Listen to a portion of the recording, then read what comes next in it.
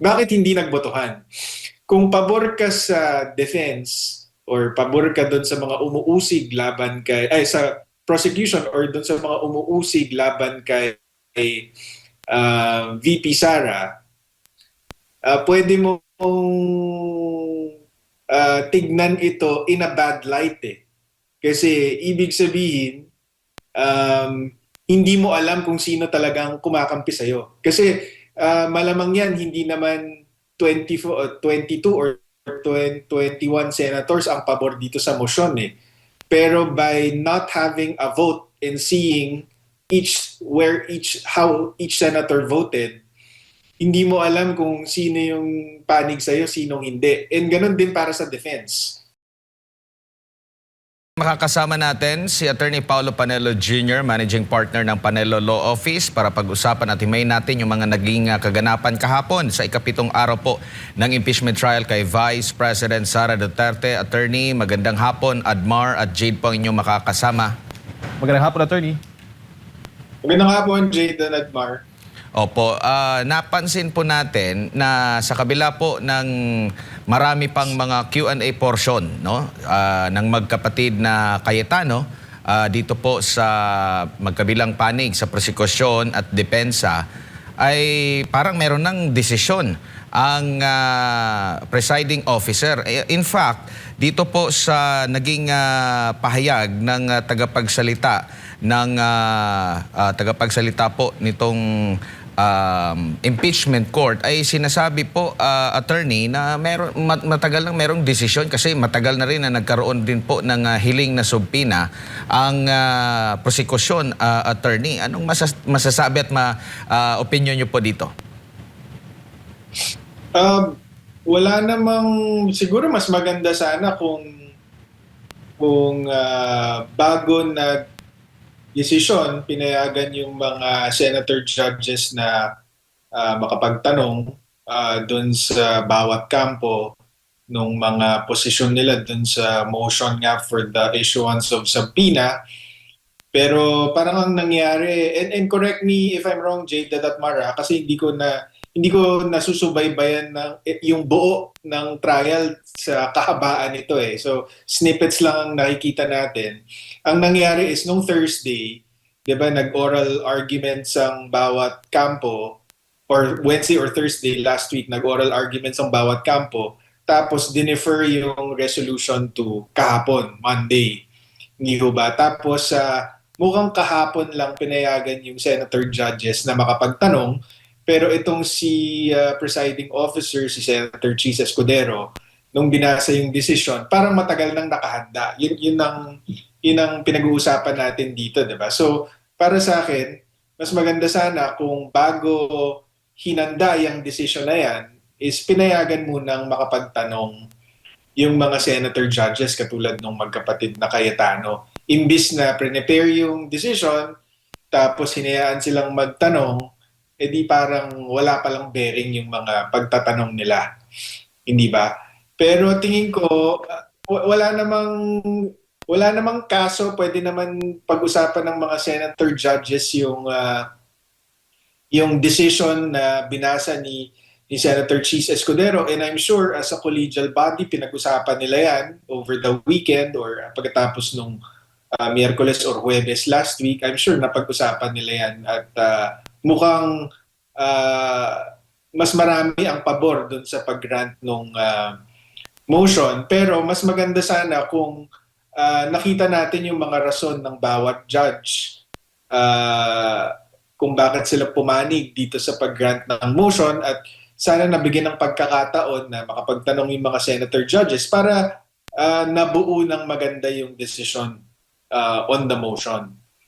Opo, at basahin ko lang yung transcript ng press con kahapon ng tagapagsalita ng impeachment court na si Attorney Tongol, kasi nakausap siya at ito rin yung naitanong sa kanya. At ang sabi po ni Attorney ng tagapagsalita ng impeachment court, sabi niya rito nung tinanong kung ito ba'y ginawa kahapon lang or nitong weekend, nabanggit mo nga, or last week. Ang sabi niya rito, quote and quote, as I said, during the July 6th first day of impeachment because this request of the prosecution has been already stated in their pre-trial briefs. The presiding officer, as a matter of course, was already ready to rule on the subpoenas. However, upon manifestation of House Prosecution Panel, Congressman Chel Jokno, that they have filed a renewed request for subpoena. The resolution of the presiding officer was deferred, and it was only after the request of the defense to be given a copy of such and the senator judges asking that oral arguments be done that the presiding officer yielded to such oral arguments that have been scheduled last Monday. So basically, the main chunk of the decision of the presiding officer has already been prepared even before July 6, attorney. Medyo may katagalan na pala yung malaking chunk doon sa desisyon. Attorney, ano masasabi nyo? Yeah, wala namang problema doon nahanda si Senator Chis Escudero para sa issue na yan, di ba? Pero kung papayagan mo ang bawat panig na mag-oral arguments at papayagan mo yung mga senator judges na makapagtanong, edi sana kahit for appearances sake, 'di ba kasi at the end of the day majority wins 'di ba? Sana inayos yung order of the oral arguments and the questioning from the judges in such a way na bago na finalize itong decision on the subpoena na take into consideration yung mga pagtatanong kasi yun nga ang parang nangyari dito is parang baliwala yung mga tanong nila ng magkapatid na Cayetano kahapon dahil nga na-prepare na in advance yung decision. Pero ang isang critical dito na ang bigger takeaway ko dito is hindi nagkaroon ng botohan, 'di ba kahapon. Nag-ruling si Senator Chis Escudero as presiding officer. At natanong din to kay Attorney Tongol bakit hindi nagkabotohan kasi sabi niya under the rules yung presiding officer ang dapat pwedeng mag-rule ang presiding officer imbis na ibato sa senator judges para pagbotohan at magkakaroon lang ng botohan kung merong mag-appeal. At walang nag-appeal ng ruling niya kahapon. So anong dapat bantayan dito? May dalawang posibilidad ito kung pabor ka sa nakuha yung ruling in favor of the subpoena. So maaaring sabihin na victory ito para sa prosecution and defeat for the defense. Pero as far as I'm concerned, ako expected ko na igagrant tong subpoena ito kasi for better or for worse, baka parang maging itong envelope issue dun kay impeachment ni President Erap. Baka masyadong mahalaga tong issue na to para i-deny yung subpoena at pag dineny yung subpoena, baka gawing parang second envelope issue. 'Di ba? Parang ang dating is pinagtatakpan ng Senado si VP Sara. So para sa akin, ang expectation ko talaga i-grant yung motion for issuance of subpoena. Pero ang mahalaga dito, like na-mention ko, is bakit hindi nagbotohan? Kung pabor ka sa defense or pabor ka doon sa mga umuusig laban sa prosecution or doon sa mga umuusig laban kay VP Sara, pwede mo tignan ito in a bad light Kasi ibig sabihin, hindi mo alam kung sino talagang kumakampi sa'yo. Kasi malamang yan, hindi naman 22 or 21 senators ang pabor dito sa motion Pero by not having a vote and seeing how each senator voted, hindi mo alam kung sino yung panig sa'yo, sinong hindi. And ganun din para sa defense. Hindi mo alam kung sino yung panig sa'yo, maliban na lang doon sa magkapatid na Cayetano dahil nagsalita sila, hindi mo alam sino yung kalaban mo. So, merong pros and cons yan. Kasi kung nagbibilang ka or nagbibilang ka for yung final verdict, dahil walang botohan kahapon, wala kang idea kung saan yung leaning ng bawat senador.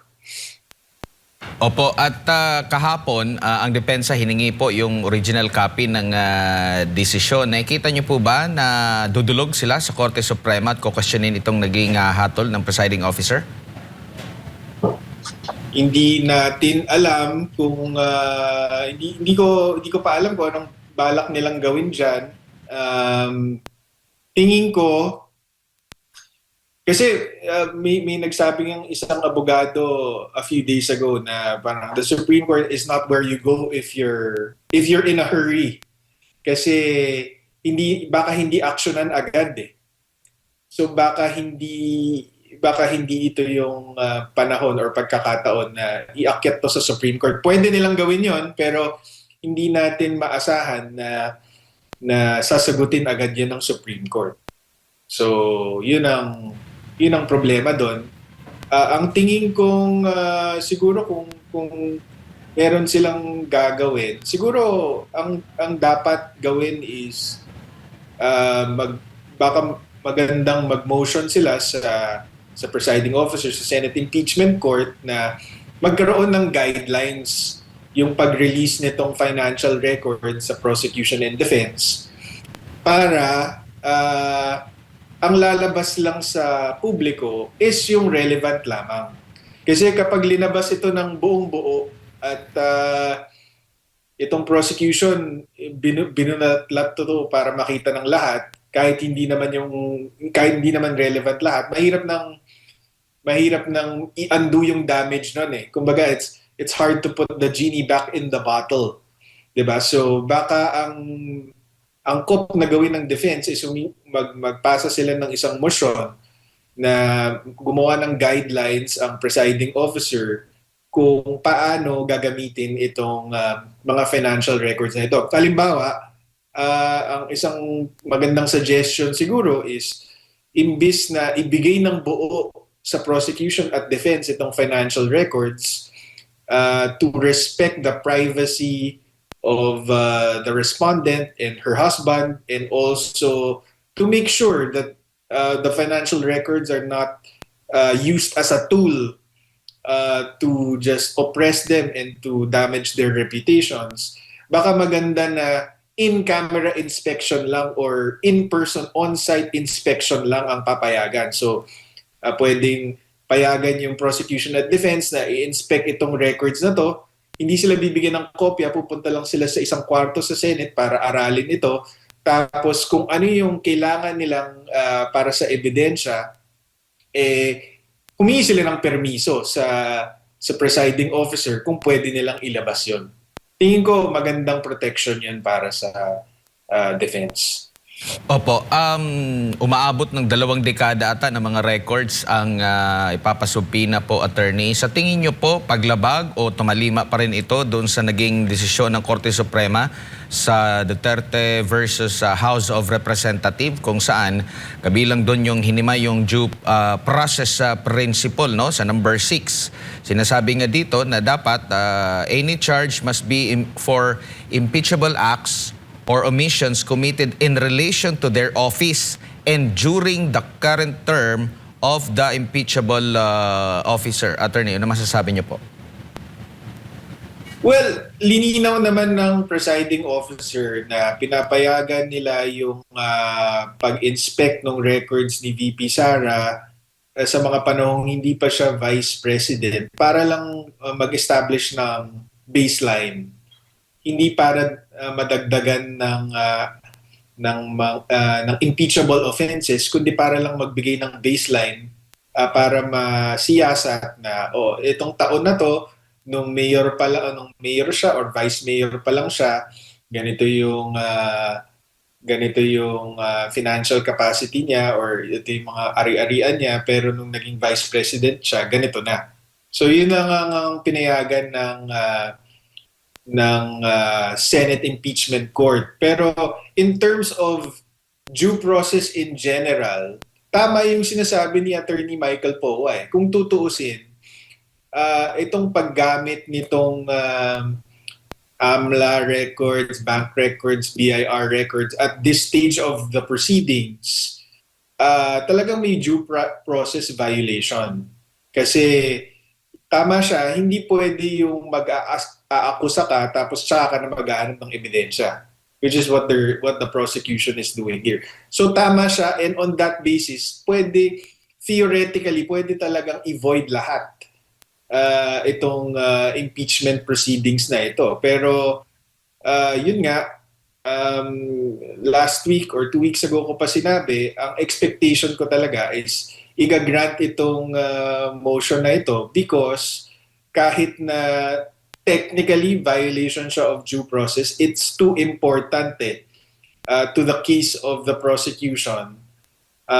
And parang as a general accountability tool for the Senate to deny it. So nandito na tayo, nandiyan na tayo, 'di ba? Pwede silang tumakbo ng Supreme Court of course at any time.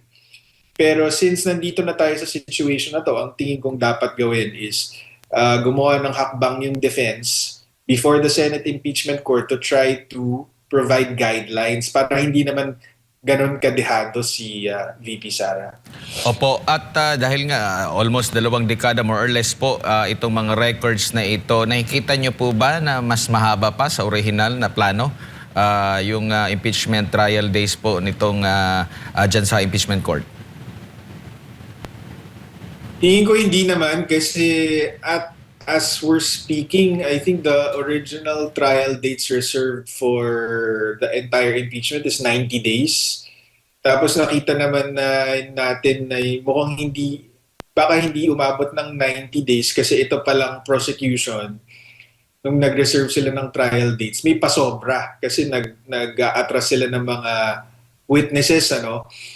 Pero going into your specific question, that's why it's better kung merong guidelines sa paggamit itong financial records na ito. Yung kumbaga naka-executive session muna sila, ang prosecution, defense at ang presiding officer to determine kung ano yung pwede gamitin, ano yung pwedeng hindi para hindi din ganun katagal, hindi masayang yung oras ng Senate Impeachment Court. Opo. Attorney, magandang hapon po. Si Jade po. Doon sa issue ng fishing expedition, nakumbinsi ba kayo doon sa sinabi ng prosecution? Sinasabing wala namang fishing expedition dahil pinagbatayan na lamang nila yung ebidensya, kumbaga, na nakuha nila mula doon sa kanilang unang pagdinig dyan sa Kamara mula sa AMLC. Well, yung pagkuha kasi nila ng AMLC records, wala yun sa batas eh. Actually, wala namang exception dun for the House Justice Committee to get those records. So, at pangalawa, 'di ba? Hindi nga yun kasama dun sa impeachment complaints na dinidinig nila. Sila lang ang nagdagdag noon. So, yun ang punto ni Attorney Poa, 'di ba? Fishing expedition to because nag-file ng kaso nang walang attachments ng kahit isang financial records, tapos tsaka lang naghanap nung nakafile na sa House Justice Committee. So fishing expedition talaga. Hindi ba? Pero ano kasi yan kumbaga ang totoo niyan, may shortcutting of the process ang ginawa kasi itong AMLAC records, meron naman yung may tamang proseso para gamitin yan. So kung one of the ways could have been for the AMLAC to investigate, tapos based on their findings, they will kunyari forward it to the ombudsman, tapos the ombudsman will, based on the findings of the AMLAC, will endorse an impeachment complaint sa House of Representatives. Yun yung tamang proseso Pero skinip nila yun diniretso na lang sa House of Representatives, walang attachments, tapos pinasampi na nila. So yun yung maling proseso. So yun yung issue ngayon, 'di ba? Parang kung tutuusin, meron talagang violation of due process.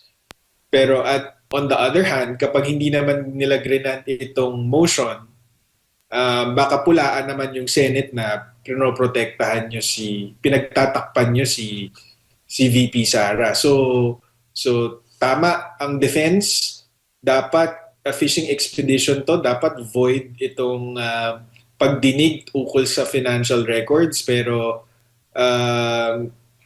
yun na yung ruling ng Senate Impeachment Court eh. And unless i-reverse sila ng Supreme Court, final na yan. So, nandun na tayo. So, doon tayo dapat mag-concentrate. Paano natin, kunyari, bilang mga, syempre, in this proceedings, as one of the lawyers for the Vice President, but not for this impeachment case, syempre, we're rooting for the defense, di ba? Ang sa akin is the defense should focus now on limiting the damage that can be inflicted by this ruling. Opo, at hindi po nasama doon yung mga foreign deposits kung hindi ako nagkakamali, attorney, sa mga susuriin dahil yan ay wala naman daw sapat na proof yung prosecution para kunin po ang kopya na yon. Pero maraming pong nagsasabi na baka daw inilipat sa foreign accounts no ng pangalawang pangulo. Paano po ninyo tutugunan yung mga ganyan pong argumento? Ay, yun talaga po yung batas eh. Yun ang batas, and wala talagang exemption even for impeachment ang foreign currency deposits. And nangyari na po yan sa Corona impeachment. Trinay isampina ng Senate Impeachment Court yung foreign currency accounts ni Chief Justice Corona noon, and ang ruling ng Supreme Court, nag-issue ng temporary restraining order or TRO yung Supreme Court noon dahil nga walang ganong exception for foreign currency deposit accounts. So, ganon talaga ang batas natin. Kaya dapat kung kunyari, kung meron silang gustong imbestigahan dyan, gawin nila yung tamang proseso dyan, hindi itong shortcut through the impeachment. Opo, at si Senator Judge Robin Padilla, may panawagan nga dahil nga binigyan o inaprubahan na yung subpoena para doon sa financial records. Why not daw na buksan ang bank records ng lahat ng mga politiko sa Pilipinas? Gaano ho kalaking possibility po yung ganong panukalat ng Senator Judge Robin Padilla, attorney, para po sa inyo? Siyempre, hindi mangyayari yan. Kasi haharangan yun ng lahat ng politiko, hindi ba? Or karamihan ng politiko natin, haharangin yan. Dahil siyempre, yun nga ang nakakalungkot eh. Kasi naiintindihan natin na ang impeachment, mekanismo yan for accountability para panagutin yung mga matataas na opisyalis ng gobyerno. Naiintindihan natin yan.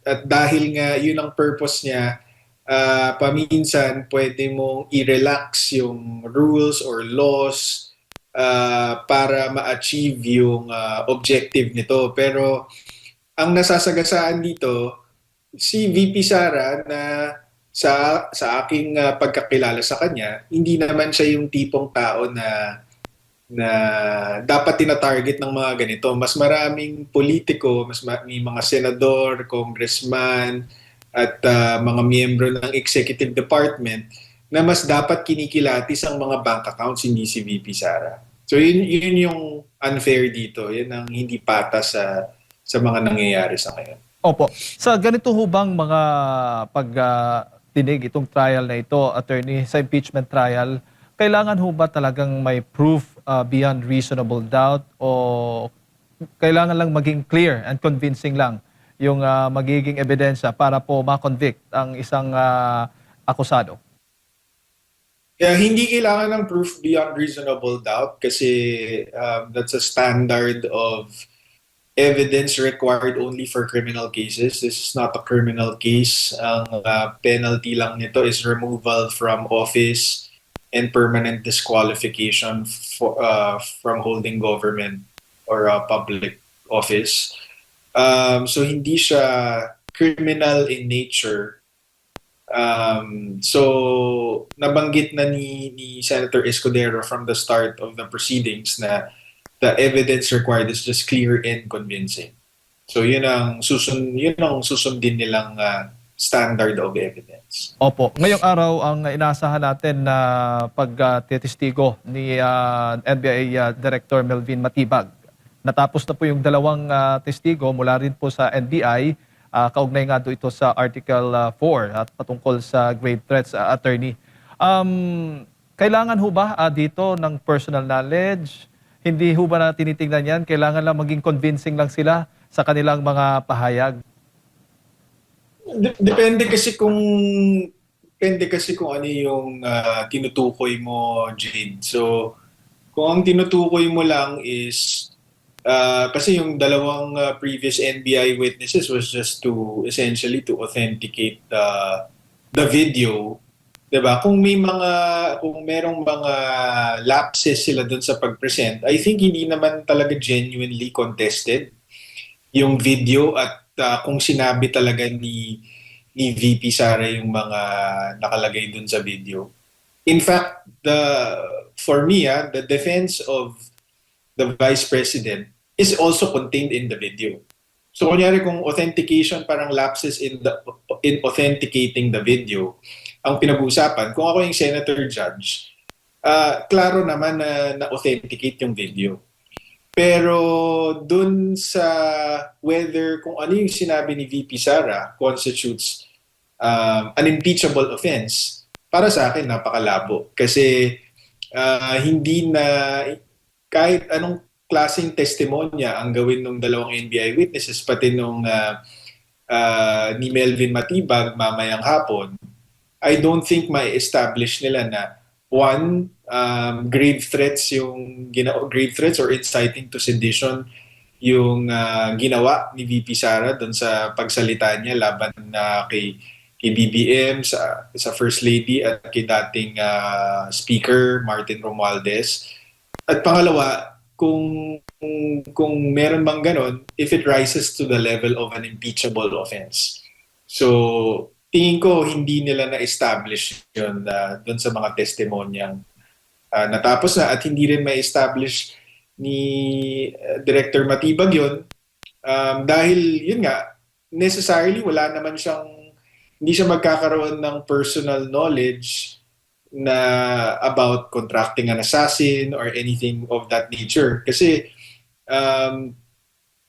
yun nga, kung merong assassin, i-present nila yung assassin. Diba? Hindi si Director Matibag. And si Director Matibag, kaka-appoint lang yan eh. So ano bang alam niyan? Diba? So malamang magre-report lang siya on the status of investigations or internal reports. Pero kung ako yung Senator Judge, hindi mahalaga sa akin yan. Yung mga internal reports or mga status ng investigation. Ang pinag-uusapan dito, ebidensya. Meron ba or wala? So, yun. Pero may tuturing ho ba ninyo ang grave threats bilang isang impeachable offense, attorney? Tingin ko hindi. Kasi, well, yung kay VP Sara kasi hindi ko maturing na grave threats. Kasi para sa akin, it's more of rhetoric, bluster, bluff. Hindi ba? And in fact, if we're talking about impeachment, unimpeachable offense, betrayal of public trust, we should remember na si dating Pangulong Rodrigo Duterte, he rose to prominence and maintained a very high trust and confidence rating with the people because exactly of these threats to criminals, 'di ba? Parang umalis kayong mga drug pusher, kayong mga drug lords, umalis kayo dito sa bansa ko or else papatayin ko kayo. 'Di ba? Yan yung exactly yung characteristic ni Pangulong Duterte na yun ang rason kung bakit minahal siya ng tao eh. Dahil tinatakot niya yung mga kriminal. Yung mga kriminal naman natakot sa kanya dahil dun sa ganong klaseng rhetoric. So, palagay ko hindi impeachable yan eh. Kasi yun lang din ang ginawa ni VP Sara, except na kay VP Sara, mas direct. Meron siyang mga pinangalanan and kaya niya pinangalanan, as explained by the defense, is because she believes na there was a threat to her own life and these were the people responsible for it, itong Operation Romanov. So, It can be bluster, it can be rhetoric, it can even be self-defense. Parang she was trying to repel a threat to her life with a counter threat or a conditional threat if they push through with it. Either way, I don't think it's an impeachable offense or it rises to the level of an impeachable offense. Opo. Sinasabi po ng prosecution attorney na ang grave threats ay tinuturing pong betrayal of public trust para po sa kanila. Ano ho ba itong betrayal of public trust? Well, it's really a general statement no? Pero para sa akin ang sukatan lang is 32 million na Pilipino ang bumoto kay VP Sara. Parang tatanggalin mo ba siya? Karapat dapat ba siyang matanggal sa posisyon at karapat dapat bang baliwalain ng tiwala sa kanya ng 32 million para lang dun sa inaakusa sa kanya itong grave threats di umano? Tingin ko batay dun sa ganong standard. Hindi mo dapat tinatanggal ang isang government official na pinagkakatiwalaan ng ganong karaming tao para doon lang. Opo. Bago ko lang ipasa kay partner Admar Attorney, para sa mata po ng publiko, paano po nila dapat tingnan, didesisyonan, titimbangin yung mga iba't ibang mga argumento no, mula sa prosecution at depensa, lalo na patungkol nga dito sa grave threats na kung saan ito ang pag-uusapan mamaya po sa trial. Yeah, I think that's a good place to start. Yung sinabi ko na whether panig ka kay VP Sara or hindi, kailangan mong i-recognize na pinagkatiwalaan siya ng 32 million Filipinos. And as far as latest surveys show, she maintains that trust. Diba? Siya ang most trusted government official in the Philippines despite itong araw-araw na pagsira sa reputasyon niya dito sa House Justice Committee noon, itong mga nakaraang buwan, tapos ngayon naman sa Senado. And yet, siya pa rin yung pinagkakatiwalaan. So, magandang sukatan ng bawat alegasyon at bawat ebidensya is dun sa alegasyon at dun sa ebidensyang napakita, dapat bang baliwalain yung tiwala ng tao para lang dun sa inakusa sa kanya. So kung hindi, 'di ba? Kung hindi dapat gawin 'yon, hindi siya impeachable. 'Yun ang pinakamadaling sukatan diyan. Opo, Kasi hindi naman tayo lahat abogado, syempre, 'di ba? Jayden Admar, hindi tayo nakakaintindi ng technical rules, pero kung gano'n ang maging basehan, timbangan ng taong bayan, I think madali nating makikita kung dapat bang ma-acquit or ma-convict itong si VP Sara. Attorney, sa unang bahagi po ng trial kahapon, nagkaroon po ng pagkakataon na makapagsalita si Senator Judge Robin Padilla at Senator Alan Peter Cayetano din po. Lalo na kasi Senator Judge Padilla para sa paglilinaw no, sa kanyang parte kasi inakusahan siya na wala pa daw yung kanyang tugon doon sa ombudsman. Pinakita niya yung kanyang ebidensya. Pero pinuna ito ng kapwa nila senador na di umano'y wala nang kaugnayan sa impeachment laban kay Vice President Sara Duterte. Sa tingin niyo po, ito pong pangyayari paglilinaw kahapon ay wala nang kaugnayan or maaari pa ring maiugnay ito dahil ang sinasabi nga nila ni Senator Judge Padilla at Cayetano na ang kanilang kredibilidad ang inaatake po lalo na bilang Senator Judges, Attorney. Ano ba natin tatalakayan? Pag ganito kasi yan kapag abogado ka tapos ang judge ang nagsalita, siya masusunod. Tandaan natin Senator Judge si Senator Robin. So kahit punahin siya ng mga kasama niyang Senator Judge din, opinion lang din nila yun. So mahirap sabihin or diktahan itong mga Senator Judges kung ano bang relevant at hindi relevant. 'Di ba?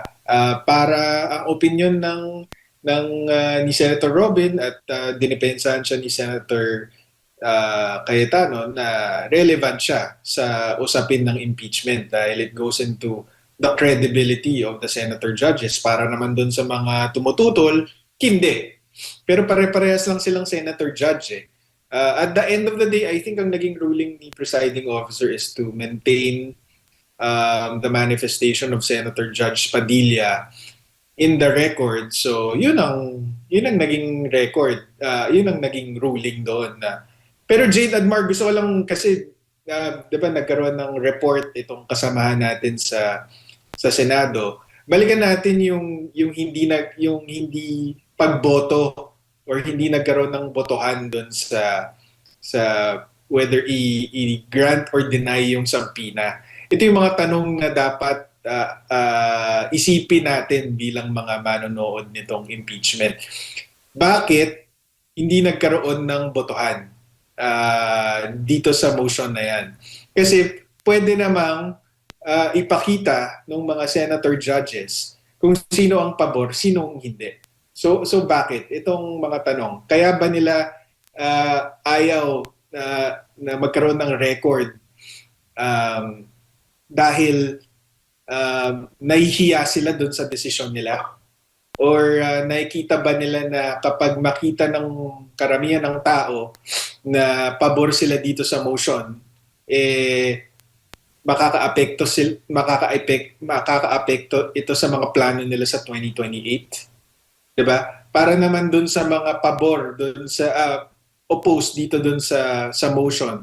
Kaya ba nila hindi isinapubliko yung boto nila is merong banta na kapag pumanig ka sa defense ay ikaw ay kakasuhan ng kung ano-anong mga kaso. Yun ang mga kailangan isipin. Kasi normally, 'di ba, kahit yung second envelope issue kay President Erap, nakita ng publiko ang boto ng bawat tao. And for better or for worse, hinusgahan ng mga tao yung mga senator judges na yon dahil sa desisyon nila. Pero dito, hindi nabigyan ng pagkakataon, parang inako na ni Senator Cheese. Diba? At I'm sure na pag-usapan yan, i-divide ba natin yung House? Merong pag-uusap yan before the hearing kahapon kung bibigyan ba ng pagkakataon or i-require ba yung mga senator judges na isa publiko yung boto nila or hindi. At ang naging desisyon ng karamihan sa kanila is wag na bigyan ng ganong pagkakataon. So, Opo. bakit?